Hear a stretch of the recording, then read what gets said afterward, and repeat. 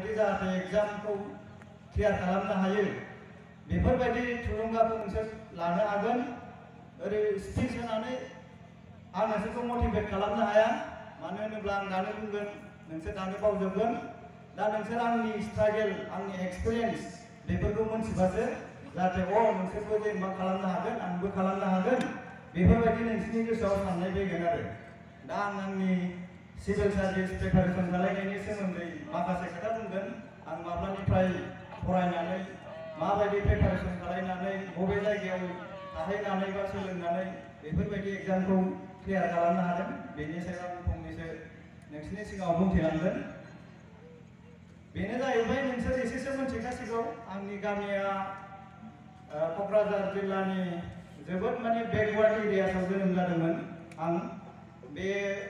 गामिनिनो नन प्रभिन्सियेलाइज स्कुलाव आं फरायदोंमोन बर' मिडियाम फरायनानै आं मेट्रिकखौ 3rd डिभिजनाव पास जादों बेखौ आं बुंबाय थाबोखाबाय सिगाङावनो दा बेनिफ्राय आं फेलबो जादोंमोन क'क्राझार कलेजाव एडमिसन लादोंमोन आं बाव फेलबो जादोंमोन बेनिफ्राय उनाव आर्ट्सआव एडमिसन लानानै आं पास खालामनानै इक'नमिक्सआव आं ग्रेजुएसन खालामदों बेनि उनाव आं गुवाहाटी इउनिभार्सिटियाव इक'नमिक्सआव कमप्लिट खालायाखै एडमिसन लानानै बोसोरसे आं जब थाबावदों बेनिफ्राय आं पन्डिचेरी इउनिभार्सिटियावसो इक'नमिक्सआव मास्टार डिग्री खालामदों बेनिफ्राय आं सिभिल सार्भिसनि आइडियाखौ बिराद लोगोफोरनिफ्राय मोनदों पन्डिचेरी इउनिभार्सिटियाव गोबां रायजोफोरनिफ्राय फरायफैनाय लोगोफोर लोगो मोननानै बिथांमोननिफ्राय आंबो थुलुंगा मोनदों सिभिल सार्भिसआ मा बुस्थु बेखौथ' आं सिगाङाव जेबो मिथियामोन जेब्ला आं क'क्राझार कलेजाव फरायदों बा माने आसामाव दंमोन बे समाव आंहा आइडियानो गैयामोन आंना थांखियानो गैयामोन मा फरायनांगौ जास्ट मास्टार ग्रेजुएसन जाबाय मास्टार डिग्री फरायनांसिगौ जोंना बेल'नोमोन जोंनि जायगायाव बा जोंनि लोगोफोरनि गेजेराव जोंनि साननायफ्रा बेल'मोन ग्रेजुएट जाबाय मास्टार डिग्री फरायनांसिगौ दा आंनाबो थांखिया बिदियैनो आं पन्डिचेरी इउनिभार्सिटियाव फरायहैदोंमोन आरो फरायहैनानै बिनिफ्रायसो आं लोगोफोरनिफ्राय मोनथिनानै आंबो होनबालाय सिभिल सार्भिसखौनो प्रिपारेसन खालामसै होननानै आं माने थांखि लादों आरो थांखि लादोंबाबो आं माने जेब्ला आं मास्टार डिग्री कमप्लिट खालामदोंमोन बे समाव आं दिल्लीआव फैनो हायाखैमोन दा थाखा फैसानि प्रब्लेम जादोंमोन फेमिलियाव बेनि थाखाय आं दिल्लीआव कचिं लानो फैनो हायाखैमोन आरो आं मास्टार डिग्री खालामहैबावदों मुम्बाइआवहाय मास्टार डिग्री मोनसे खालामहैबावदों पपुलेसन स्टाडिसआव IIPS होननायाव बेनिफ्राय बे मास्टार डिग्री कमप्लिट खालामखांनायनि उनाव दिल्लीआव फैबाय आं दिल्लीआव फैनानै बिदामोना थाखा फैसा हेल्प खालामबाय फेमिलिनिफ्राय थाखा फैसा हेल्प खालामबाय अब्लासो कचिं लानो हाबाय नङाबाथ' आंनाव आइडिया गैया मानो होनब्ला आं सिगांनिफ्रायनो मोजां माने फरायनानै थायाखै कनसेप्टआ क्लियार नङामोन माबोरै फरायगोन ओंखायनो कचिं नांगौ जानानै फैदोंमोन आंनो दा बे कचिंखौ आं दिल्लीआव लाहैनानै गोसो होनानै प्रिपेयार खालामदोंमोन मोजां लोगो मोनदोंमोन आं नोंसिनि जायगानि बर्मानि मनज स्वर्गियारि बिथाङा आंनिनो रुममेटमोन जों सानैजोंनो थानानै बिराद फरायदोंमोन बोसोरनै बोसोरथामबा जों सानैजोंनो बिराद फरायदों दा बिथाङाथ' IPS जाबाय खिन्थु आंथ' IPS माने UPSCखौ क्लियार खालामनो हायाखै माने नाजाबाय थादोंमोन हायाखै दाबो नाजागासिनो दं हायाखै उननि खोथा दा खिन्थु APSCआव खेबथाम फायदा होनायनि उनाव एबाराव आं ALRSआव सेलेक्सन जादों आरो बेनो आंनि माने लाइफनि जार्नि आरो दा बेजों लोगोसे आं फरायनाय समाव बिराद माने स्ट्रागल खालामनांदों मानोना फरायनायाथ' मोजां जाखायाखै बेनि सायाव बर' मिडियाम फरायबा एसेबाबो इंलिसाव माने प्रब्लेम जाखायो आरो आं मोजां स्कुलाव फरायनाय नङामोन मोजां एकाडेमिक रेकर्डस नङामोन बेफोरनि थाखाय आंनाव माने बांसिन प्रब्लेम दंमोन आरो दा बेखौ अभारकाम खालामनो थाखाय आं बिराद खस्थ' खालामनांदों दिल्लीआव माने इंलिस माने राइटिं स्किल्सखौ इमप्रुभ खालामनांदों बा रायलायनाय बा मा लोगोफोरजों माखासे कनसेप्टखौ डिसकास खालामनानैहाय माने गासैखौबो माने बुजिनायाव माने बिराद खस्थ' खालामनांदों आरो ओंखायनो आंना बिराद गोबाव लादों 6 इयार्स जाबायमोन आंना सिभिल सार्भिसनि प्रिपारेसन खालामनाया दा 6 इयार्सनि उनावसो दा दिनै APSCआवसो सेलेक्सन जादों दा बेनो ओंखायनो आं माने नोंसोरखौ बुंगोन जाहाथे नोंसोरथ' आंनिफ्राय साबसिन स्टुडेन्टफोर मेरला दं दानि जुगावथ' 3rd डिभिजनखौनो मानसिफ्रा पासखौनो जाला माने बयबो फार्स्ट क्लास बा मोजां माने स्कुलफ्राव फरायनाय ओंखारबाय दा आंबो जेनेबा 3rd डिभिजन जानाय मानसियानो हादोंबा जेनेबा नोंसोरबो जेनेबा बे एग्जामखौ बा जेखियानो थांखि लाया सिभिल सार्भिसआल' मोनसे थांखि जानो नाङा माने मेरला थांखि दं इन्जिनियार बा डक्टर बा साइन्टिस्ट जेखियानो थांखि लाया माने गोसो होनानै नाजाबाय थाबानो नोंसोर आंनिफ्राय साबसिन थाब हायैसिनबावगोन आरो माने नाजानायफ्राल' बिराद माने स्ट्रं जानांगौ आरो विल पावारखौ नोंसोर क्रिएट खालामनांगोन जा थांखि लादों लाइफआव नोङो दिनै फरायसा समावनो गासिबो थांखिखौ लाजोबनांगौ जोंनि मेन थांखि लानाय समानो जाहैबाय हायार सेकेन्डारि फरायनाय हायार सेकेन्डारि फरायनाय समावनो जों माने फिउचाराव मा खालामहैनांगौ मा फरायनांगौ बेफोरखौ गावनाव आइडिया गैयाबाबो टिचारफोरनिफ्राय बा गुबुनफोरनिफ्राय माने सोंनानै मा फरायगोन बेफोरखौहाय केरियारखौ थिक खालामनानै लानांगौ आरो मा जानो सानदों लाइफआव थांखिया थिक थाबानो नोंसोर जेनेबा नाजानाया माने विल पावारा क्रिएट जागोन आरो गोसो सिङाव क्रिएट जानांगोन विल पावारा माने आं जाथारगोन आं डक्टर जानो गोसोबा आं डक्टर जाथारगोन होननानै गोसो होनानै नाजालांबाय थाबानो जायो इन्जिनियार जानो लुबैदोंबा इन्जिनियार जाथारगोन होननानै बेखौ गोसो सिङावल' सोनानै लानांगौ माने इन्टारेस्टखौ क्रिएट खालामनांगौ विल पावारखौ बारायहोनांगौ माने चेलेन्जेस लानांगौ खेबसेयाव हाया खेबनैयाव हागोन खेबनैयाव हाया खेबथामाव हागोन सानसे नङा सानसे नाजाबाय थाबानो गावनि थांखिखौ जेरैबाबो जाफुंहोनो हागोन आरो दा जोंना मोनसे प्रब्लेमा जाहैबाय दा बर' मिडियाम फरायब्ला बेफोरबायदि एग्जामखौ क्लियार खालामनो हाया इन्जिनियार डक्टर बा साइन्टिस्ट जानो हाया बे माने जोंनि फरायसा फरायसुलिफोरनि गोसोआव दासिमबो दं खिन्थु नंनाया नंगौ हानो थाखाय गोब्राब खिन्थु नाजानांगोन नाजाबा हायो खस्थ'आ मोनगोन जों बर' मिडियाम फरायबाय होननानै जोंना दिनै गोजौ लेभेलाव जों बर' मिडियाम फरायनो हाया हायार सेकेन्डारि लेभेलनिफ्रायनो जों इंलिसाव फरायनांगौ जायो हायार सेकेन्डारि बा डक्टर इन्जिनियार बेफोरावथ' गासिबो इंलिसावनो फरायनांगोन दा जों मेट्रिकसिमल'सो बर' मिडियाम फरायो बिनि उनाव इंलिस फरायनांगौ साडेनलि जोङो मेट्रिकसिम बर' मिडियाम फरायबाय बिनिफ्राय जों साडेनलि जों इंलिसाव जार्न खालामबाय बावथ' गोबां मानसिफ्रा माने साक्सेस जाहैनो हाया आरो मेट्रिक पास जाखांनायनि उनाव माने गोनो गोथो जायो बा फरायजोबनो हाया जायो सोरबा फेल जायो सोरबा जाय नाजादों बिसोर माने साक्सेसबो जायो दा बेनो ओंखायनो दा जों बांसिन खस्थ' खालामनांगोन आरो बर' मिडियाम फरायनाय माने स्टुडेन्टफ्रा बांसिन खस्थ' खालामनांगोन as compare to English medium फरायनाय बा गुबुन मिडियाम फरायनाय बेफोरनिफ्राय जों एसे बांसिन स्ट्रागल खालामनांगोन अब्लानो बयबो माने साक्सेस जागोन आरो साक्सेस जानो थाखाय जोङो नाजानांगौल' थांखिखौल' बानायनांगौ थांखिखौ बानायब्लानो मोनसे नङा मोनसे लामाया ओंखारखायो फरायनायनि आजिखालिथ' माने फरायनायनि थाखाय बा मा फरायनांगौ केरियार काउन्सेलिं बिराद माने सर्स दं बबेनिफ्राय नोङो मा लाइनाव थांगोन बेफोरखौ आजिखालि बिराद माने रिसोर्सेसनिफ्राय मोनसै आरो इउटुब दं कचिं क्लासेस दङ जोबनो गैयै माने अपरचुनिटिस दंसै आरो जेरावबो नोंसोर मा गोसो दं बेखौ बयनिफ्रायबो सोंनानै बा अनलाइन बा इउटुब बा बेफोरनिफ्रायनो नोंसोर लानो हागोन आरो मा फरायनांगौ इन्जिनियार जानोबा मा फरायनांगौ मा प्रिपारेसन खालामनांगौ सिभिल सार्भिस फरायनोबा मा खालामनांगौ मा फरायनांगौ माबायदि खस्थ' खालामनांगौ बबे लेखाफोरखौ खस्थ' फरायनांगौ बेफोर गासिबो आजिखालि दंजोबसै आरो दा बेनो मोनसे खोथाया जाहैबाय थाखा फैसा जोंनि बर' मानसिफोरनाव बा बर' मिडियाम फरायनाय मानसिफ्राथ' थाखा गैयै मानसिफ्रासो बर' मिडियाम फरायो होननानै जोंना मोनसे कनसेप्ट दंखायो बयनियावबो आरो बांसिनानो नंगौबो थाखा गोनां मानसिफ्रा बांद्राय बर' मिडियाम फरायहोखाया फिसाला फिसाजोफोरखौ माने थाखा गैयै माने पेरेन्टसफ्रासो बांसिन माने गभर्नमेन्ट स्कुल बा बेफोराव बर' मिडियामाव फरायहोयो दा बेनि थाखा फैसाया आजिखालिनि जुगाव एथ' गिदिर फेक्टर नंला आरो मानो होनोब्ला जोंनाव दा बिराद मिडियामाव जेनेबा माबा फैबाय आरो जों अनलाइन क्लास लानानैबो माखासे गिदिर एग्जामनि प्रिपारेसन खालामनो हायो आरो एसे एनै थाखाजोंनो इउटुब आरो माखासे माने फ्रि कचिं क्लासेसफोर दं इउटुबावथ' बिराद नोङो फ्रि दा अनलाइन नायजोबनो हायो बेफोरजोंनो नोङो क्लास लाबाय थानानै नोङो मा जानो थांगोन बेफोरनि थ्रुयैनो फरायलांनानै साक्सेस जाहैनो हायो आरो बाव नोङो दिल्लीयाव थांनानै कचिं लाहैनांलाया बा गुवाहाटियाव थांनानै कचिं लाहैनांलाया माने न'आवनो थानानै गासिबो नोङो प्रिपारेसनखौनो न'आवनो खालामनो हायो आरो मेटेरियेल्सआबो नोङो आजिखालि अनलाइन मोनजोबो डाउनलड खालामनानै माने प्रिपेयार खालामनो हायो फरायनो हायो दा बिराद सुबिदा दं दा जोंनि माने बर' फरायसुलिफ्राबो बेफोर खाबुखौ लानांसिगोन आरो लायोबासो जों दावगानो हागोन ना माने बर' मिडियामा थांनानै थानांगौबा जोंनिफ्रायबो मोजां माने कम्पिटिटिभ एग्जामफ्राव बा मोजां गिदिर साख्रिफ्राव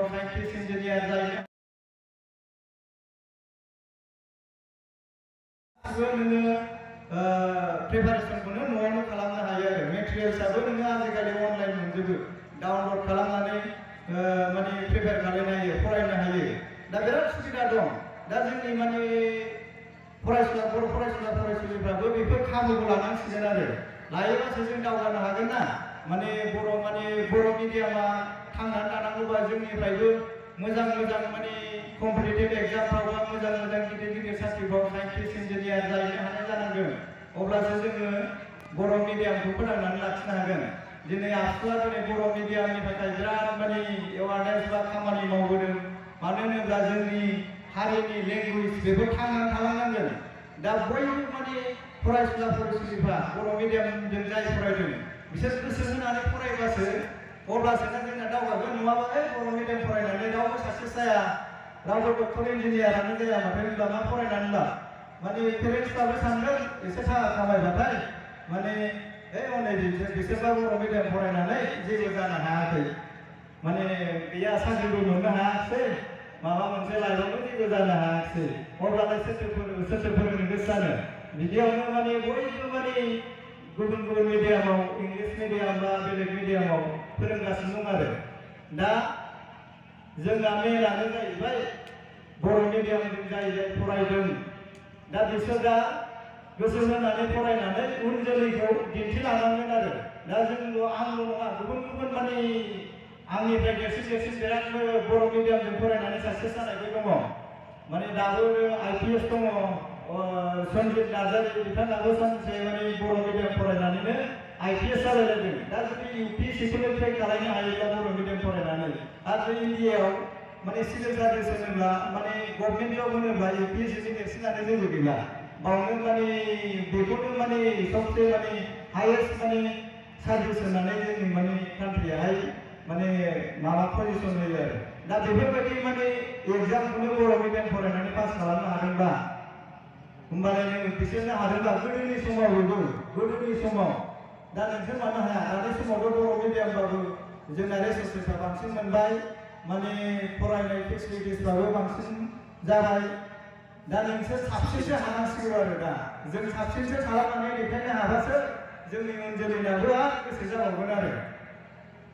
दा ओंखायनो आंखौ लेंहरनायनि मेन माने थांखियानो जाहैबाय जाहाथे नोंसोर थुलुंगा मोनो बर' मिडियाम फरायनानै UPSCखौ क्लियार खालामदों ओंखायनो थुलुंगा माने जाहाथे नोंसोरबो थुलुंगा मोननानै फरायनो हायो दा आंबो बिनि थाखायनो बिथांमोना लेंहरनायनि थाखाय फैदों आरो बुंनानैथ' आं बुंखाबाय बुंनानैथ' आंनि बुंनायखौ नोंसोर दानो मावहैजोबगोन दा आंनि स्ट्रागल लाइफ स्ट्रागल आं माबोरै फरायदोंमोन बेफोरखौ नोंसोर गोसोआव ला आरो नोंसोर जुदि आंनिफ्राय साबसिन जाबा नोंसोर थाबैनो आंनिफ्राय थाब साक्सेस जासिनबावगोन आरो APSC नङा UPSCखौनो हागोन बा डक्टर इन्जिनियारफोरखौनो नोंसोर गोसोबायदि क्लियार खालामनो हागोन मानो होनोब्ला जोंना गोसोआल' थिग थानांगौ माने गोसोआ माने इन्ट्रेस्टआ आरो इन्ट्रेस्टखौ जों क्रिएट खालामनांगोन माने जे थांखिखौ होसोनो गोसो जादों लेक्सारार जानो ना IAS जानो ना SS जानो ना गुबुन इन्जिनियार जानो बे थांखिखौल' गोसो सिङाव सोनानै ला आं जेरैबाबो जाथारगोन आं जेरैबाबो डक्टर जाथारगोन अब्लानो गोसो होनानै फरायनो गोसो जाखागोन आरो बेफोरबायदि थांखिया थानांगौ आरो जोंनि दानि माने फरायसुला फरायसुलिफोर दा एसेबाबो जों मोनथिबाय खिन्थु जों दासिमबो बिराद माने गोग्लैसोनानै दं आरो दासिमबो जों बेफोरबायदि फिल्डआव फरायनाय माने फिल्ड एडुकेसन सेक्टराव बा माने कम्पिटिटिभ वार्ल्डआव जों बर' मिडियाम स्टुडेन्टफ्रा दासिमबो मोजां पार्टिसिपेट लानो हायाखै आरो कम्पेयार खालामोब्ला एसामिस मिडियामनि स्टुडेन्टफ्रा दिनै बांसिन जोंनिफ्राय बिराद आवगायनानै दं एसामिस मिडियामफ्रा हादोंबा बिसोरबोथ' माने इंलिस मिडियाम फरायाखै बिसोरबो एसामिस मिडियाम फरायनानै इंलिसखौनो लिरहैयो बिसोरबो माने कलेज लेभेलफ्राव इउनिभार्सिटि लेभेलफ्राव बा UPSC APSC बा इन्जिनियार बेफोर फरायोब्ला बिसोरबो माने इंलिसावनो लिरहैयो थेवब्लाबो खिन्थु बिसोरबो स्कुल लेभेलाव एसामिसफोरखौनो फरायनानै थाङो खिन्थु बिसोरना मालाय एवारनेसफ्रा बांसिन जोंनिफ्राय सिगांनिफ्रायनो एसे एडभान्स कमिउनिटि नालाय माने फरायनायफ्राव बांसिन माने गोसो होयो गथ'फ्रा दा बिसोरनिबो जों थुलुंगा लानांगोन गुबुन मिडियामनि गथ'फ्रा जुदि हादोंब्ला जोंनि बर' मिडियामना मानो हाया आरोलाय जोंनि बर' मिडियामाबो हागोन निस्सय मानो होनोब्ला एखे फेसिलिटिसखौनो जोंबो मोनो एखे लेखा एखे सिलेबास फरायो रावाल'सो जुदा रावखौहाय जोङो सोलोंफिननो हायो दिनै आं एसामिस रोङामोन क'क्राझार डिस्ट्रिक्टआव माने एकदम जोंनि जायगायावथ' एसामिसखौनो रायलायखाया आं जेराव जोनोम मोनदों बावथ' हारसायानो सासेबो गैया बर'बो गोजाखा बे जायगायाव जोनोम मोननानै आं देरबासो जेब्ला गुवाहाटि इउनिभारसिटियाव आं एडमिसन लादोंमोन अब्लासो एसे एसेब्लाबो रोङामोन आं आरो बेनिफ्राय पन्डिचेरि इउनिभारसिटियाव थांबाय एसामिसखौनो रोंखाला बावथ' रायलायनायबो जाला ओमफ्राय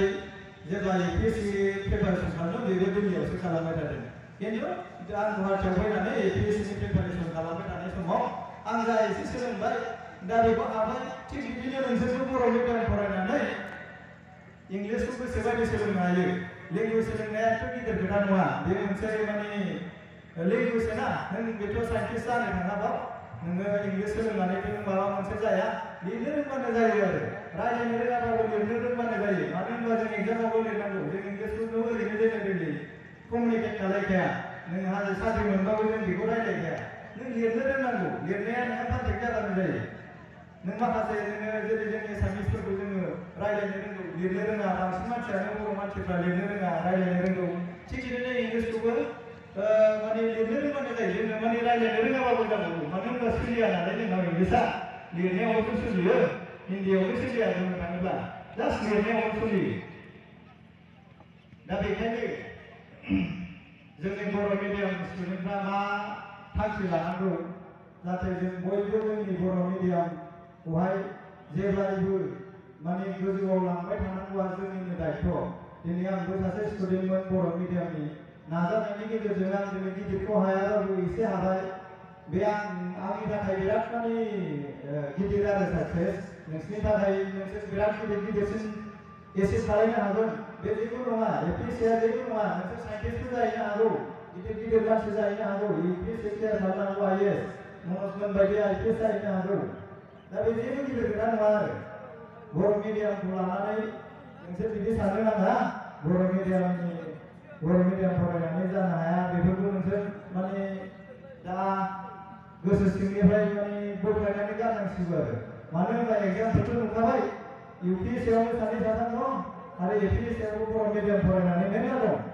नामखौथ' मोनथिजोबा खिन्थु मेरला दं APSC पास जानाय बर' मिडियामजों आरो मेरला डक्टर इन्जिनियार बर' मिडियामजों पास जानाय दं मानो होनबा बिसोर नाजादोंमोन दा बिसोरनिफ्राय थुलुंगा लानांगौ थुलुंगाया बुंनानै जाया बैसोर मा फरायबोदोंमोन बिसोरनि एक्सपिरियेन्स बिसोरनि माने बबे स्कुलाव फरायनानै माबायदि खस्थ' खालामनानै मा डिभिजन जानानै बा माबायदि सोरजों बबे जायगायाव थाहैनानै फरायबोदों बेफोरखौसो नोंसोर नायनांगौ स्पिच होनोथ' माने सासे लेखा रोङै मानसियाबो दिनै स्पिच होनो हागौ मोजां डक्टर फराय माने IAS पास खालाम खिन्थु बे बुंनायाथ' माने बे बुंनायखौथ' नोंसोर खोनासंगोनल' ना बेनि सोमोन्दैथ' नोङो जेबो माने रायज्लायनाय नङा बेनि सोमोन्दै नोङो मोनथिनो नाजानाय नङा खिन्थु बै सोरबा सासे मानसिया साक्सेस सासे IPS मानसिया बर' मिडियाम फरायनानै IPS जादोंबा ना नों बेनि स्ट्रागोलखौसो नायनांगोन बे बुंदोंबा बे ओरै फरायनानै बियो साक्सेस जादों बे होमबालाय जोंबो हागोन जुदि बेबो बर' मिडियाम फरायनानै उमुक डिग्री लानानै डिग्री लाहैनो हादोंबा नोंसोरबो हागोन बयबो हागोन दा आंनाबो बेनोमोन आं जेब्ला थांखि लादों आंबो गोबां माने मानसिफोरजों जेनेबा डिसकारेज खालामजादों फरायनाय समाव माने आंथ' माने पार्सेन्टेजखौबो आंना बिराद खम आं जेब्ला UPSCनि प्रिपारेसन खालामथादोंमोन सोरबा IIT आव फरायनाय 90-95 गोजा पार्सेन्टेजफ्रा आंथ' लाजिखायोसोमोन आंनि पार्सेन्टेजखौ आं मालाबाबो रावनोबो शेयार खालामखायामोन माने मेट्रिकआव माबायदि पास खालामदों सोरबाथ' 90-95 मनजमोना 100 गाहाम लाखियो आं ओंखायनो आंनि पार्सेन्टेजखौनो जेबो शेयार खालायामोन दा जेब्ला आं गोसो सिङावल' साननानै थायोमोन आं चेलेन्जखौबो मोना ना गोसो सिङाव सोरबा बुङोबोमोन बिदि बर' मिडियाम फरायनानै माने साक्सेस जाया खस्थ' आरो नोंलाय 3rd डिभिजन पास जानाय माने ओरैनोसो बेखार जागोन गुबुन लाइनाव थांनाया साबसिन फिसा फिसौ जेनेबा अबेबा मोनोब्ला बेफोरखौ नाजानाया साबसिन बिदि होननानै बिराद बुङोमोन आरो खिन्थु आं गोसो सिङावनो साननानै सिरिल' थायोमोन आरो खिन्थु आंना गोसो सिङाव मोनसे चेलेन्जेस दंमोन आरो आं नाजागोन आंना मोनसे टाइम पिरियड दंखायोमोन आं 6 इयार्सखौ आं कन्टिनिउसलि सिभिल सार्भिसनि थाखाय नाजाबाय थागोन हानो हाबाय आंनि खोथा खिन्थु 6 इयार्स खादोंमोन आं खिन्थु 6 इयार्सआनो जाबाय 2014निफ्रायनो सिभिल सार्भिस खिन्थु एबाराव लास्टआव जाहैदों आरो नाजाबाय थायोबा माबा मोनसे नङा मोनसे जायो होननाया बे आंनियाव खामानि होदों आरो जाहैदों बेनि थाखायनो आं गावखौनो माने बिराद गोग्गानाय मोनदों जेनेबा एथ' माने बेकवार्ड एरियास बा जानला मोनला स्कुलनिफ्राय फरायनानै फैनानै बेफोरबायदि हानाया माने इजि नङा खिन्थु नाजाबा बयबो हायो ओंखायनो बेखौ बुंगोन आं दा आंनो जेनेबा बिदि जानो हाबायबा नोंसोरबोथ' नाजानो हासिगोन जेबो खोथायानो गैया 3rd डिभिजन पास जानायानो जादोंब्ला आरो नोंसोरलाय माथो फार्स्ट क्लास लेटार लाखिनाय गथ'फोर जानो हागौ बांसिनानो नोंसोरथ' इजिलि पास खालामनो हागोन आरो सोरबाफोर माबा बुङोबा हे बर' मिडियाम फरायनानै बेफोरखौ फरायनानै लाब गैया होनोब्ला बेफोरखौ इगनर खालाय चेलेन्ज लानांगौ लाइफआव सोरबाफोर नोंखौ बुंदोंब्ला बखिदोंब्ला हे नों जानो हाया होनदोंब्ला अके होननानै थानांगौ खिन्थु गोसो सिङाव चेलेन्ज थानांगौ आं जानानै देखायगोन होननाय बे गोसो सिङाव थानांगौ आरो ओरैनो होनबानो जाया एकदम गोसो सिङाव नांनाय बायदि नांथारनांगौ आरो अब्लासो जागोन नङाब्ला जानला मोनला नाजाबाबो जाया नाजानायाबो गुबै जानांगोन आरो गोसो सिंनिफ्राय फैनाय माने 100% होनांगोन आरो 100% फकास ओमफ्राय खेबसे खेबनै फेल जाबा माने गारनो नाङा आरो कन्टिनिउ खालामबाय थानांगौ माने खेबसेजोंथ' माने पास जानांगौआ जोंनि थाखाय बिराद गोब्राब आंनि थाखायबो बिराद गोब्राबमोन ओंखायनो आं दा एपिएससिआव आं खेबथाम फायदा होबाय खेबसेयाव जायासै अके जाबाय दे आंनि गोसो सिङावनो माने मेरला गोरों मानसि दं आंनिफ्राय मेरला आइटि फरायनाय डक्टर फरायनाय गोरों 90-100% लानाय दं बिसोरजोंबो आं बोरैहाय कम्पिट खालामनो हानांगौ ओंखायनो आं फरायनांगौमोन होननानै आरो ट्राइ खालामबाय थाबाय आरो खेबसेयावबो बायहेरायाव थांबाय खेबसेयावबो जायासै अके दे जाबावासै खेबसे ट्राइ खालामबावनोसै ट्राइ खालामबाय थागोन आंना टाइम पिरियड दं आरो खालामबावबाय आं ट्राइ एबाराव ट्राइ खालामनानै खेबसे नङा जाबाय बेनो आरो माने नाजाबाय थाबाय नालाय गोसो होनानै दा बिदियावनो जाहैबाय दा नोंसोरबो जागोन बयबो जागोन जास्ट नोंसोर थांखिखौल' डिसाइड खालाय नोंसोर दा सोरबाफोर हायार सेकेन्डारि लेभेलाव फरायनाय दङब्ला हायार सेकेन्डारि लेभेलानो बयनिफ्रायबो माने गोनांसिन मानो होनब्ला जेखि एग्जामखौ नोङो पास खालामनो थाङा आइआइटि फरायनो थांबाबो नों हायार सेकेन्डारि लेभेलाव क्लियार कनसेप्ट थाबासो नों आइआइटिखौ पास खालामनो हागोन नोङो इउपिएससिनो प्रिपारेसन खालामनो थांब्लाबो हायार सेकेन्डारि लेभेलनि एग्जामखौ गासिबो फरायजोबनांगोन नों आर्ट्सनि साबजेक्ट साइन्सनि नोंनाव बेसिक कनसेप्टआ थाजोबनांगोन economics geography history political science environmental studies internet गासिबो हायार सेकेन्डारि लेभेलाव नोंना कनसेप्टआ क्लियार थाबाथाय जेबो टेनसनानो गैया नोङो आइआइटिखौ पास खालामनो क्रेक खालामनो हागोन डक्टरावबो नोङो मेडिकेल एन्ट्रेन्सखौ पास खालामनो हागोन इउपिएससि बा सिभिल सार्भिसनि थाखायबो नोंनि थाखाय बिराद मोजां जागोन ओंखायनो जोङो गुदिनिफ्रायनो कनसेप्टखौ क्लियार खालामलांनांगौ दा नोंसोर बिदि साननो नाङा कि हे बेबा 3rd डिभिजन जादों आंबो जेनेबा 3rd डिभिजनखौनो लाखिगोन माने बांद्राय गोसो होआ बिदि जानो नाङा दा आंना माखासे सिचुवेसननि थाखाय माखासे रिजननि थाखायसो आं 3rd डिभिजन थांदों जानो हागौ आंबो मोजां स्कुलाव फरायनायमोनब्ला आंबो मोजां मार्क्स लाखिनो हागौमोन मोजां स्कुलाव फरायनो मोनैखायसो आं दिनै 3rd डिभिजन थांदों 3rd डिभिजन थांनायाबो जोंनि स्कुलावनो आंनो हायेस्ट मार्क्सखा स्कुलानो बिदिनोखा सासेबो माने 1st डिभिजन 2nd डिभिजनाव थांखाया 3rd डिभिजनानो हायेस्ट आङो रल नाम्बार 1 खामोन आरो मा एक्सपेक्ट खालामबावनो बे स्कुलनिफ्राय दा नोंसोरसो बिदि स्कुलाव फरायाखै नोंसोर आंनिफ्राय साबसिन स्कुलाव फरायदों साबसिन मार्क्स खालामनो नाजा आजिखालि नों मार्क्सखौ मोनोब्ला बबेबा माने कर्सखौ फरायनो मोना साइन्सआवनो नों एडमिसन मोननाय नङा डक्टर फरायनो नोङो साइन्सखौ मोननाय नङा माने डक्टर फरायनो थाखाय नोङो मार्क्सनि लिमिटेसन थायो 1st डिभिजन नांगौ जायो आइआइटि फरायनोबो 1st डिभिजन बायदिसिना नांगौ जायो दा बेफोरनि थाखाय नोंसोर हाजासे माने फरायनानै मार्क्सफोरखौ लाखिनो नाजा आरो माने खिन्थु माबाफोर रिजनाव खम माने मार्क्स मोनदोंब्ला जेनेबा फेमिलि बा नोङो माखासे नोङो बेकवार्ड माने स्कुलाव फरायनानै खम मार्क्स मोननानैहाय थेवब्लाबो नोंहा फरायनो गोजौआव फरायलांनो गोसो जानाय दंब्ला नोङो बेखौहाय माने मोनसे प्रब्लेम साननो नाङा आरो मानो होनब्ला मेरला अपसन दं आजिखालि नों डक्टर जानो हायासै दे थिग 3rd डिभिजन जानानै दानि जुगाव डक्टर मोनाबा थिग डक्टर मोनाखिसै बेलेगथ' अपसन थाबावगोन आइआइटि मोनाखिसै आइआइटिआवबो जायासै बेलेगथ' अपसन मोनगोन दस्रा दस्रा अपसन थाबावो नोङो ग्रेजुवेट खालायनानै आर्ट्सखौथ' मोनगोन नों इंलिस फरायनो बिए ग्रेजुवेट खालायनानै नोङो गोसोबायदि मेरला ग्रेजुवेट लेभेलनि मेरला जब दं बेखौ गोसोबायदि होनो हायो आरो नोङो सिभिल सार्भिस फरायनोबाथ' एनि ग्रेजुवेट बाव मार्क्सआनो रिकुवार्ड नङा मार्क्स रिकुवार्ड नङैखायसो आंबो दिनै सिभिल सार्भिसआव प्रिपेयार खालामनो खाबु मोनदों मानो होनोब्ला बे एग्जामा ओरैबायदि मोनसे माने बयखौबो सुबिदा होनाय जाय माने गाव डिसिप्लिन खालाया साइन्स होन आर्ट्स होन आरो इन्जिनियार होन डक्टर होन बयबो इकुवेलि इम्परटेन्स मोनगोन आरो जाय मानसिया मानो होनोब्ला ससियेल सार्भिस नालाय सिभिल सार्भिसआ माने हारिखौ माने